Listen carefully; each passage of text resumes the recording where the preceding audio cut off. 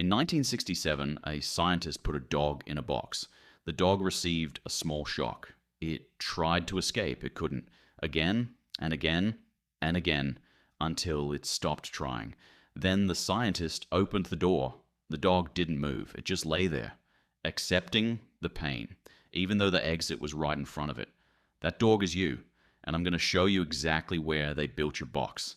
The scientist's name was Martin Seligman, and what he discovered that day wasn't about dogs. It was about the most sophisticated prison ever constructed, one with no bars, no guards, no locks, just a belief, a single, quiet, unshakable belief, that the door doesn't open. He called it learned helplessness, and once you see it in your own life, you will never unsee it. Here's how your box was built. It didn't happen overnight. It started with something small. You tried something, it didn't work, you tried again, still nothing. Maybe it was a relationship, maybe it was a version of yourself you wanted to become.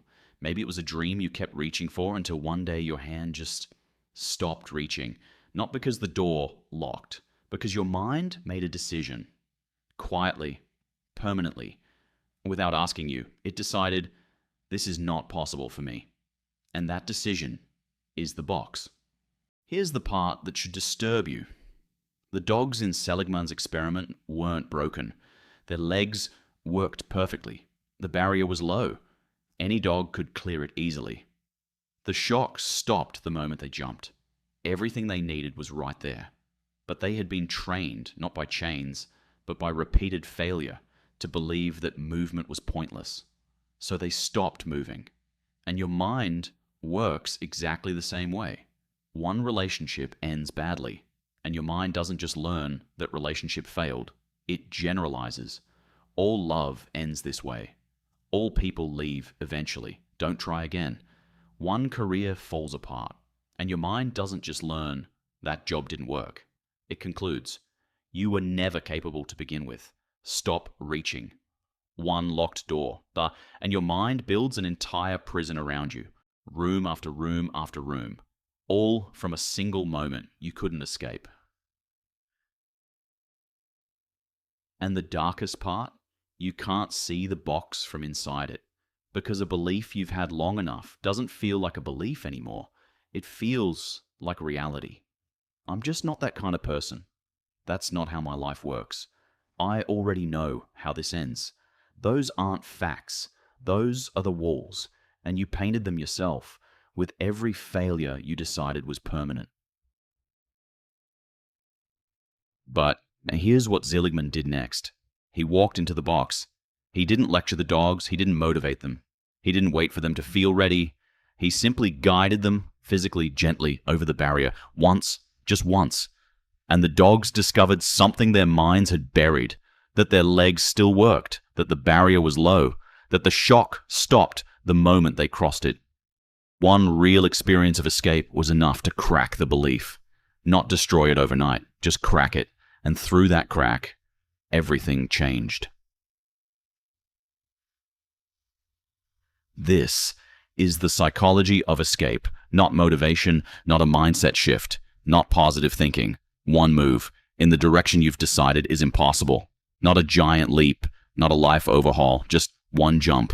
While the belief is still screaming at you to lie back down, because the mind doesn't update from thinking, it updates from doing. And the moment your body crosses a barrier your mind said was uncrossable, the prison doesn't fall, but a crack appears, and cracks, once started, spread. So now go back to that thing you gave up on, the version of yourself you stopped reaching for. The door you decided years ago was permanently closed. Ask yourself one honest question. When did I last actually try?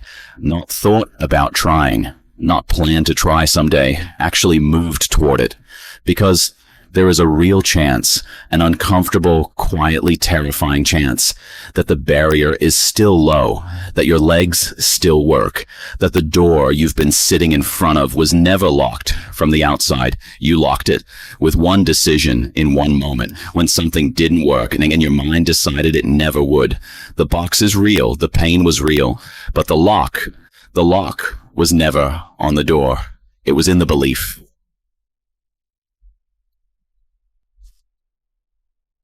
Picture that dog one more time. Lying in the box, door wide open, the scientist standing there, waiting, watching to see if this time, just this once, the dog would move. Now picture yourself standing in the doorway of whatever you gave up on. The relationship, the dream, the version of you that stopped reaching. The door's been open for a while now. You just haven't looked up to check. So here's the only question that matters tonight. If someone walked into your box right now and gently nudged you toward the door, would you finally jump, or would you lie back down because some part of you has gotten used to the floor? Be honest, even if it's just with yourself, because the dog didn't know the door was open. You do.